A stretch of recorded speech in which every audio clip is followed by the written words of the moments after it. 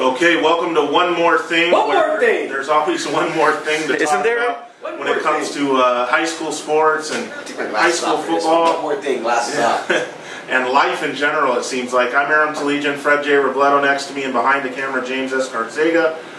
Let's get right into some big things, well, semi-big, that are coming around, with CIF and some discussions that are taking place. The first one will be an idea that they will have a mandatory common dead period during the summer now that is around 4th of July, that every team gets 1 week or 2 weeks? I think it's 2 weeks. Okay, maybe 2 weeks. Everyone has to take the same dead period every summer. What do you guys think? Well, obviously they're going to... Look, there are some teams that are going to have to rearrange their schedules because they're used to doing things during certain periods of the year. Other than that, I don't mind it. Anytime you can give these players and coaches and everybody a rest for 2 weeks in a row, including sports writers, it'll be a good time to take a vacation. I think it's a good thing. I mean, I don't see what the big negative is to it, other than there are schools that probably, I think Arroyo was one we talked off camera, that may have a scheduled event or schedule something going on that with their passing tournament. Yeah, their passing tournament's generally after 4th of July. July. The school, so there's going to be some adjustments, but I think generally, I don't see a problem with it. Do you?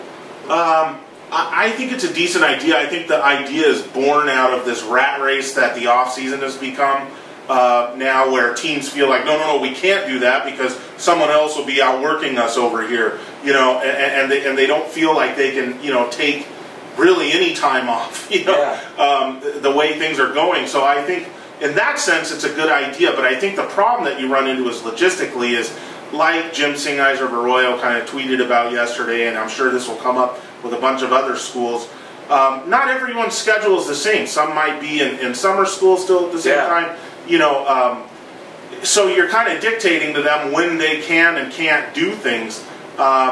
Whereas right now it's kind of open. You have to take like, what, a month or 2 weeks? Yes. At any point, that you choose fit, whatever works best for your program. I don't even understand really as parents. As parents, I'd be sitting there saying, man, when do we get like vacation time with our kids? Yeah. Because every day of the summer seems like there's something going on. Yeah. I mean, I think a bigger issue, and this wasn't brought up obviously, but I think a bigger issue I'd like to see tackle, and I don't know if it ever would be getting rid of the year-round sport participation where coaches have to run a year-round program. I liked the old school way of, you had your seasons, they started maybe, a few weeks before, you had your season, then you were off till that next year, and starting, I think when I look at what's happening with coaches getting burned out, and they're getting burned out, you hear this all the time, the year-round thing with the stipends don't change, and they've got to raise money off the side, and these athletes, you've got to pick a sport. If you want to play basketball, you've got to do the year-round basketball program, really. You can't really get into these other sports. You need a coach that's really going to sign off on that.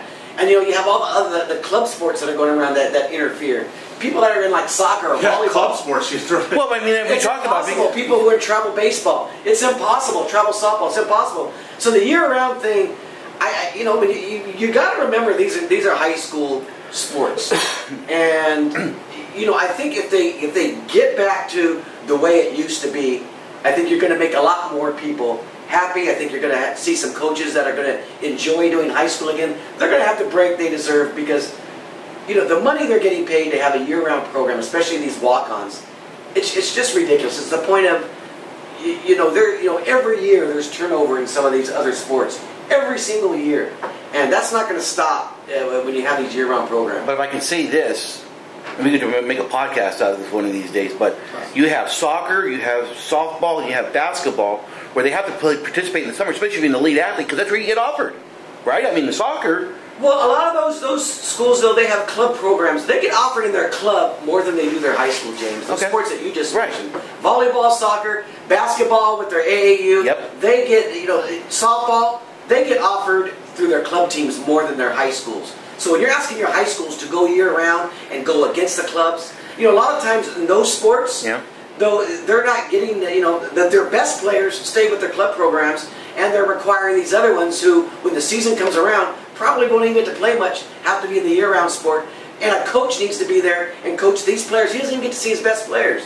So I think something we got away from what you just brought up, but I think that's one of the issues that's going to be something they need to tackle at some point. Yeah, it'll be interesting to see what happens with that. Another thing is, one more thing. Interesting. Yeah, one more thing is that, despite all of this increased participation for the players and the coaches, there doesn't seem to be increased. In fact, now there's decreased participation from the fans, as we saw a tweet from Eric Sondheimer of the LA Times this morning talking about how CIF Commissioner Rob Wygod was going to address the third straight year of declining attendance. Now, we don't know for sure if that's specifically referring to CIF playoff events or everything as a whole, but even if Rob Wygod isn't talking about everything as a whole, we know from going to regular season games and league games before the playoffs, attendance in the stands has been declining for quite some time now. Yeah, and part of it is there's more Thursday games because the referee shortage, and maybe Thursday night isn't exciting as Friday night. I do think the student participation is as good as it's ever been. If you go to the listening section, some places, but some places it's sparse. Yeah. But I think this conversation, the last 2 years, it was I remember Rob Wygod brought up, it was a playoff question of declining enrollment in the playoffs. And that is, I hate to put it in the hands of CIF, but that is CIF's doing. Because when you got away from regional playoffs and you put people just in divisions, you open up the crazy travel. And when you have the crazy travel, if Covina has a game all the way in Woodland Hills in the first round of a Friday night, that's different than traveling across town to maybe La Puente and playing a football game. So you're going to have declining attendance in the playoffs. That was a no-brainer. It used to be geographical playoffs when we had the Mid-Valley and the Central and others. Right. When you got rid of that, then a byproduct of that is you're going to lose attendance. There's nothing you can do about that. Yeah, this is interesting. It'll be interesting to see exactly what he's referring to, if it's playoffs and obviously all sports, and what measures there might be to put in there. But it doesn't help when you have a declining media base, for whatever reason. It doesn't help when there's I don't want to say other things going on, because to me, the nightlife on Friday night hasn't changed that much in 30 years. But what has changed is that kids, they don't seem to be as into it. Communities don't seem to be as into it as a whole. I know there are certain pockets that still are, as they used to be 30 years ago. And here's the bottom line. Kids grow up differently. It was a social event. Kids grew up differently than you or I did 20 years ago. Right. We didn't have cell phones, video games or video games. We did have video games, but it wasn't like... That was something to do. You go to a Friday night game now, even when the kids are there, half of them are going like this, the entire game, the ones that even show up. Right. It's not that they're there to watch football games or know what's going on. A lot of them, this is it. And it's the part of where, the students, they're in their little sections, and it's all about them and what they do. They throw up their smoke, and they make their little chants. Right. They don't even know what's going on half the time. But that happens at some places where they have nice student sections. But a lot of places that I've been to don't have student sections at all. And, there's more kids in the band. And again, kids don't pay admission either. Yeah. But maybe their parents would get out there, to see where they are. I don't know. It used to be more of a social event than it is now. If this is a big concern to CIF, and let's say you have to address it, you have to do something about it, what you can do, I think... They have to. It's their business. Yeah, so if the first 10 weeks matter, and there's a lot of declining attendance there, what they may need to do is tell teams, hey, you're limited to one non-league game away that's over 30 miles or over 40. The rest have to be local. So instead of let's say, for example, South Hill scheduling that game at Miracosta, maybe they play Northview at home instead. Well, maybe they scheduled that game at Miracosta because Northview wouldn't play them, and that is kind of what Bechtel would tell you, is that Covina and Northview wouldn't play. That's what you've got to encourage, games like that. Obviously, South Hill's Northview would have filled the stands on both sides, right? You've got to encourage more non-league, local geography games.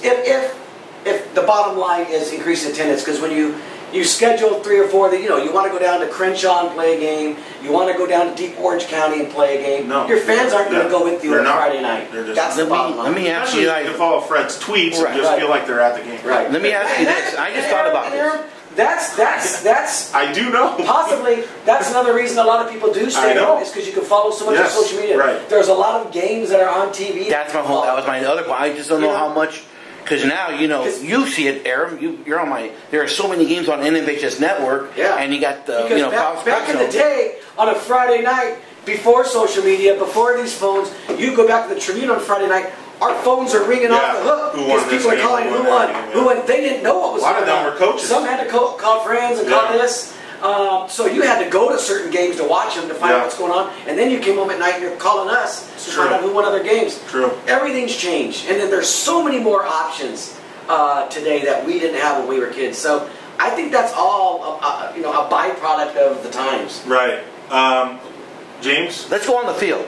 Enough of this. Let's start. One more thing. One more thing. And I'm going to start with my game, which I was at Friday night, Freddie. Yeah, that's what. How about them Lancers, baby? Okay, yeah. How about them Lancers? One more thing. Your team. How about my Lancers, my gosh. One more thing. Yeah. Did it again. He tweeted that nobody circles the wagons like the Bishop of Mott Lancers. That's right. I don't even think we're actually dealing with the actual meaning of what circling the wagons is. Because it was a great win, but that isn't kind of what happened here. It wasn't a circle the wagons type event or moment or game. But Steve Haggerty saw it and agreed on Twitter. I saw he replied back. He did. He was Amen. This and that. And something I wrote. He actually said hi to me Friday night, Freddie. Winning cures all. So something I wrote about, in my column was this beautiful developing resume that Bishop of Mott has now. I mean, look at it. It's getting better and better by the week. And when you look at it, even now you start to look at Division I. And the Trinity League, we've talked about that being a separate animal altogether. Bishop of Mott, when you look at their record and you think about one of those losses, was it J. Sarah? Yes, sir. J. Sarah, a game that they could have won if they made a 2-point conversion. You look back at that now, Bishop of Mott is legitimately one of the top 6 teams. I think they should have the top 3. I think Corona Centennial's in there with Bosco Mater Dei, but after that, I put Almont in that conversation. I put him in that conversation with Oaks Christian. You don't? I think Oaks Christian and Mater Dei are starting to look like 1 and 2. I don't know. Really? Yeah. Really? And maybe St. John. Has Oaks Christian been a team that's led you to believe that, though? I don't think that they have. Well, you can't really say the Alamany game because, Well, no, not the Alamany game, but they've beaten some good teams because in that area. I think Bishop of Mott's loss to J. Sarah, the way that close, is bigger probably than any Oaks Christian win. And they were competitive against I'm not so sure about that. I mean, maybe that's me just talking outside myself because I haven't seen Oaks Christian's complete schedule. But I think you do. You've got to give Almont a lot of credit. When you consider Moore, their running back, is out for the season. He's been out since the Mater Dei game. I think we all thought they were dead and buried at that point. That here goes another a 5-5 season. Maybe they make the playoffs. Out of league. And here they are now beating Chaminade. They're the favorites. It's going to come down to they have another game this week. And look, Bishop Mott can't overlook anyone. We saw against the Paramount game. These teams can make it a game, and they've had that ability. When you're not a super team, sometimes you play to the level of your competition on certain nights. They've got to guard against being too excited from winning last week's game on the road, because Sarah is the type of team that's capable of going in there and scaring you. Sarah is the mirror of the mission. You never know when you're going to get that monster performance from this crazy, this is that scary game bunch. In between Chaminade and Notre Dame, where you have that Sarah game. This is the trap game for them that they can't get complacent. But I don't think they will. The one thing about the Almont coaching staff, they're great in getting them ready for games like this. The way the league ends for them too, by having to play Loyola and Alamany, that's pretty nice, and especially Alamany at home. There's a good chance Almont could be 9-1 technically, right? And as a league champ, at 9-1 technically, going into the playoffs, you're talking top 4 seed. Top 4 seed because some of those other teams, especially the Trinity League teams, are going to beat each other. Yeah. Figure Oaks Christian's not going to lose a game. Well, I think maybe 5 here. You figure Oaks Christian's not going to lose a game, and you figure. I mean, they got to play Calabasas. They got to play Westlake. So I mean, but if they're as good as you think they are, they probably don't lose. They're pretty loaded. Centennial probably doesn't lose. But they get that home game in the first round. That's key. If they run the table, they run the table. They get that first place. They get that. They get that game at home, so to speak. Yeah, but definitely, we get into the, early Coach of the Year conversations. Haggerty's certainly right there. Matt Bechtel's certainly right there. Marcel Perez at Northview certainly right there. To me, those are my 3 front runners midway through the season. Yeah. One more thing, what do you think about that? No, that's fine. I think it's a little too early to talk about that. But I mean, when you consider Bishop Mott's doing this without Damian Moore, in that sense, I guess they have circled the wagons. Remember this, they also didn't have a couple players because they were ejected from that game you were at against Cathedral. So they weren't playing with a full deck, so to speak, at hand. Hey, what do we make of...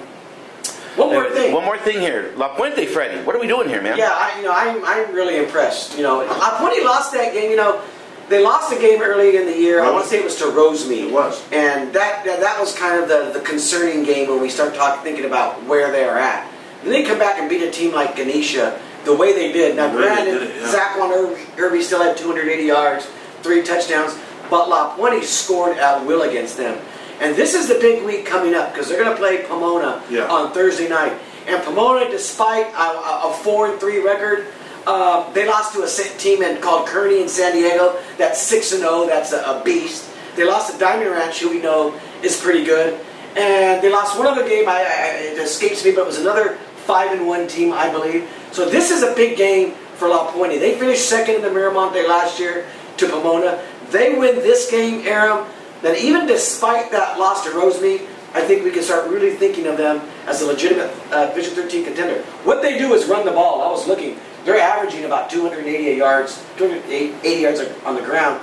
Castellano is their big back, averages about 180. Yeah, it's impressive, because they were, like you said, dead and buried after the Rosemead loss. It was like, okay, forget these guys. Rosemead's gone the opposite direction in its own league. Wow. And then, La Puente, with that win over Ganesha, everything opens up for them again. So, yeah, that's a heck of a job over there by them. I have one more thing here also.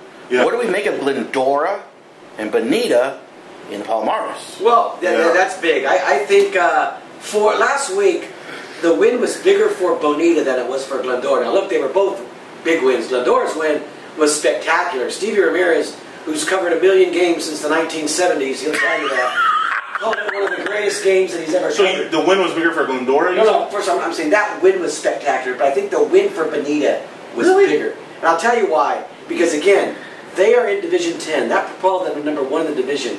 You've got to finish top 3 to get in those playoffs to defend that number 1 ranking. And when you look at the Palomares League, there are 5 teams, and you've got to beat 2 of them. Put Bonita down. You got Colony, Ayala, Glendora, and the team that they're playing this week. Claremont, right? No.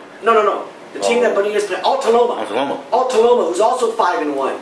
So you've got to win 2 of those 4 games. Bonita got a big one by beating Colony. Now, granted, their quarterback wasn't there, and that played a difference, but they won it. So now Bonita has to win one of these next 2-3 games, to me, to guarantee at least a top 3 finish.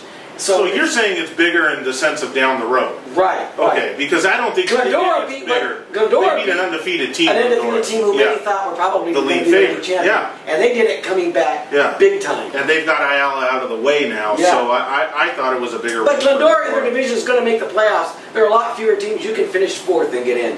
So they're going to get in. I'm talking in the sense of where Bonita is. Bonita is a Division 10 team in a league where all the other teams are ahead of them are Divisions 5 or above. I think there's 36 teams in that division. Yeah, so that was a big win for Bonita. I think this week's win is just as important because I don't know if Bonita can beat Glendora or Ayala, but if they beat 5-1 Altaloma, I think that pretty much says they're not going to finish any worse than 3rd in the league. One more thing here. La Mirada, you wanted to talk about them a little bit. 0-7 La Mirada. And I asked you the question, are they the favorite in the Suburban League? No, Mayfair is. Yeah. Mayfair is pretty clear the favorite. But they can get the other playoffs. Yeah, and that's that. Yeah, if they can finish. I don't know how it works in a 3-team league or a 14 league. Are you guaranteed a playoff spot? You are. It's still 2 because Division 3 has 19 playoff spots. Yeah. Right. And it'd be interesting if La Mirada finishes 2nd, which they should do in the Suburban League. Do they have a better chance to make the playoffs than Charter Oak does? If Charter Oak finishes 3rd and La Mirada? Yeah. Playoffs? Yeah, because playoffs? There's only 19 teams in the division. 16 get in. If you're La Mirada, does it even matter them getting the playoffs? I think it does. They're in Division 3. Yes, with Charter Oak. So a team like them who gets in with a a 3-7 record plays the #1 seed and gets smoked. I mean, it doesn't. I mean, yeah, we could say playoffs, right? But I think for them, it's league or bust. And I do think they have. I think this week they're playing a 5-1 team, but they're playing a team that all 5 of their wins have come against. Bellflower? They're playing. Bellflower, I think. Let's get it real quick. La Mirada is opening with Bellflower, right? The team that is 6-1, but all 6 of their wins there have come against teams with losing records. Right. I think it's a game they're going to get. And you talked about next week against Mayfair. Mayfair beat California 39-21 earlier in this year. And they were lost competitive. to St. Francis last week. Yeah. I just think when you look at a 39-21 game, I think that is a gimme game. La Mirada, I mean, La Mirada's lost to Modern Day. They've lost to Upland. They've lost to South Hills. They've lost to some teams that they had no business even scheduling. So I do think I think them and Mayfair, I think that's a gimme game. I think they win this week, and I think they've got a real shot at winning the Suburban. They've got to get away from that schedule because starting 0-7 doesn't do anybody any good. Playing the Modern Days or they've got to get down to a more realistic schedule. Play some of those other teams in the Whittier area in the non-league, like Cal, like Santa Fe, and get back to where you were because you're not going to have a choice because they'll be. But I think they can win the Suburban. I'm picking them to win the Suburban. I don't see that. You got to remember, Freddie. Even though they played those good teams, La Mirada, like I mentioned in my column last week, they got smoked by. They're 10 points last week against Yorba Linda, which is a good team. Their 10 points last week was the first time in the last 5-6 weeks that they scored last week. That they scored in double figures. And I think it was Cathedral. And the 10 points they scored against them was the first time in 5 or 6 weeks. I think the first time in 6 games they've reached double figures in points. But look at they played 5-1 Yorba Linda, 6-0 South Hills. Yeah, they scored 7 points, 6 points, 7 really points, undefeated 0 Modern points, 7 Day, points. Undefeated Capistrano Valley. I mean, these teams are all in Division 3, 1, 2, 4, 2. I mean, they're averaging 7 points a game, Fred. I asked myself this: would Mayfair be 0-7 playing Upland schedule? La Mirada's schedule? La Mirada's schedule? They probably would be, but I think they do it with more style. Okay. So we're talking style now. All right. Well, that's all let's see. One more thing. Thursday night. Thursday night, baby. Covina San Dimas. I noticed on Cal Preps they had San Dimas by a touchdown, something like 35-28. This has the capability to be one of those all-time thrillers. I don't think either team is going to stop the other team. I think there's going to be a lot of points scored in this game, and the winner gets to say that they have the league showdown with Northview, which I don't think anyone's going to touch. But this is the game for second place on the Valley of Sun. They don't want to hear this, but it is, and it's tough if you look at what they've done.